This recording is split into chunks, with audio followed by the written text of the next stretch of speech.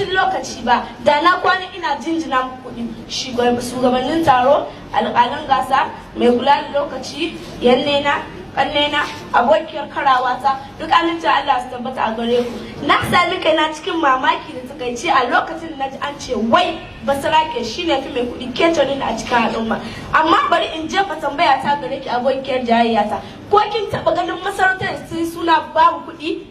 Gami basaraken wannan zamani wanda baya da kuɗi. Suna na Yasmin Bello. Na fito ne daga makarantar karamar sakandare ta mata da ke tudun wani birnin Kebbi. A tsaye nake tsab babu shakku ko kwantanto domin kare martabar mai kuɗi. Amma kafin in zurfafa bayani na akan hujjoji na kan so in tuna da baitin waƙar Alhaji Sani Ɗanlau inda yake cewa sarauta tana da daɗi hadai sarkin da nerori ba a yi gwagwarin da banta ba shehu sauran mazan farko. Allah sarki kuɗi kenan su ne ke sarauta. Zan fara zayyana hujjoji na kamar haka. Duk a faɗin ƙasar mu ta Najeriya babu wani babban basarake wanda tun kafin a shi sarauta talaka ne. Misali, fara daga mai martaba sarkin musulmi wanda tsohon hafsan soja ne kuma ya tara. Mai martaba sarkin Gwandu wanda tsohon hafsan soja ne kuma ya tara. Mai martaba sarkin Kano wanda tsohon wannan kudin Najeriya ne kuma ya tara. Hakan kadai ya ishi mai hankali gane cewa kudi sarauta ba ta yi sai da kudi. Haka kuma idan aka yi la'akari da kafafen yaɗa labarai da na zamani na sada zumunta kamar su Facebook, Instagram, Twitter da na'ura mai aiki da kwakwalwa, duk waɗannan ababen sun kawo ci gaba a cikin al'umma wurin yaɗa al'adu, addini, ilimi da sauransu. Kuma waɗannan ababen masu kunne suka kawo shi ba sarakuna ba. Ba Amurken nan Mark Zuckerberg wanda halin yanzu na cikin masu kuɗin duniya kuma shi ya kawo Facebook. Haka kuma mai kuɗi ne zai iya sanya a gidansu ko a gidan wani. Shi yasa na kan tuna wani baiti na wani mawaƙi Sadi Sidi Sharifai inda yake cewa Naira Zainabu Abu mai maganin surukan zamani. A yanzu zamanin nan namu mai kuɗi shi ke da mutunci. In kana da naira ko mai ka faɗa da ne, amma in baka da naira mahaukacin ka da ya fi ka. Kuma wannan haka ko a gida ake shi ne ba. Da ƙarshe idan kuna so ku gane iko da nuna isa wannan mai kuɗi su da shi, ku shiga ku leƙa a jihar Kano ku ga me ke faruwa a halin yanzu. Sannan ku za ku gani salo da sarauta ta ɗauko a Najeriya. Babu wata masarauta a Najeriya wanda za su ɗauka sarauta ta ba talaka ko ɗan ce kana yi ka in ba mai kuɗi ba ne. Wannan ya nuna in ba kuɗi ba sarauta. Na gode.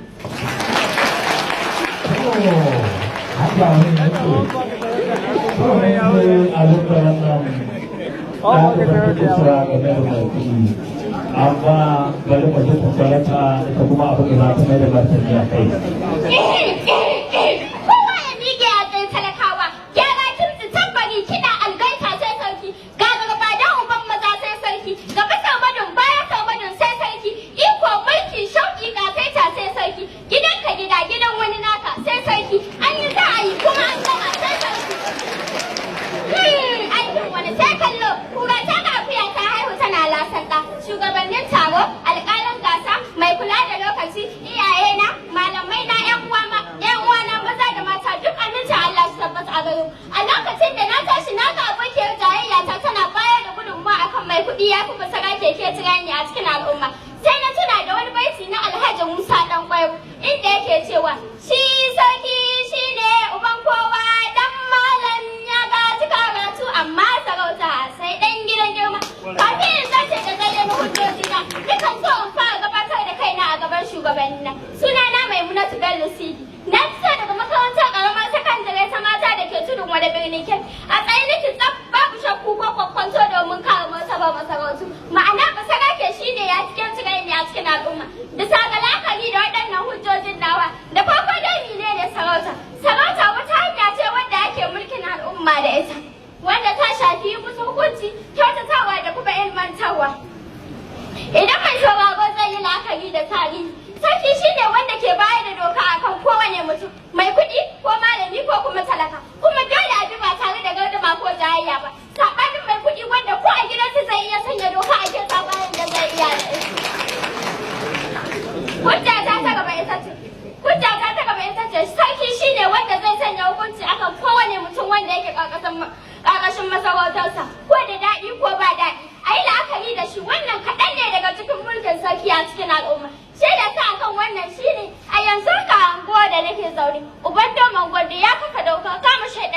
samari ana yi musu aski da hukunta su wanda ba wani mai kuɗin da zai iya kai bugu da ƙari mai girma kwamishinan ilimi Alhaji Muhammad Magawata Alewu mutum ne mai cikakken ilimi ga kuɗi amma baya alfahari da kuɗinsa ko iliminsa sai dai sarautar su ta sa 'yan gwada hakan kaɗai ya ishi ku daina jayayya ku fi sarauta kai bugu da ƙari hujjata ta gaba ita ce duk a faɗin ƙasar mu ta Najeriya ban san ɗan mutum guda wanda ya zarta Alhaji Aliko Dangote da kuɗi amma abin mamaki a wata ranar na gan shi a fadar mai martaba sarkin Kano ya cire takalmin shi ya mutu na a gaban shi yana gaida shi kai wani abu sai da ta daga ƙarshe idan mai sauraro zai yi la'akari da mahimmancin sarauta a addinance babu annabin da ya roƙi Allah da ya bashi dukiya amma sai gashi annabi Suleiman alaihi salam ya roƙi Allah da ya bashi mulki da iko wanda bai taɓa ba kowa ba kuma wanda ba zai taɓa ba kowa a duniya ba hakan kadai ya ishi ku gane cewa sarauta ta ci kuɗi daga ƙarshe ina so a barki hamayya ta da ki anki da baitin waƙar Alhaji Sani Dandau inda yake cewa kai mutane ku bar jayayya ku yarda da ikon Allah Allah shi kawai ya bashi ku zo mu rufa mai baya akwai gaba na nan kuma ba duka za a ga mai sarki wanda a halin yanzu sarauta tana fantama a duniya ta kasance gatan masu kuɗi shugaban ƙasar mu na Najeriya yana takama da sarauta gwamnan jihar Kebbi sarauta wato matawallan gwadu kwamishinan ilimi sarauta wato tayin gwadu kai kowa ma sarauta ke da ki yarda da ki yarda duk masara da shi ne ya cike tirai na cikin al'umma na gode. aiki ya samu alƙalar wannan takarda ta farko da ta faɗa sai maka da kamar ta shafi komai ta yi kuma wata da ta rike damu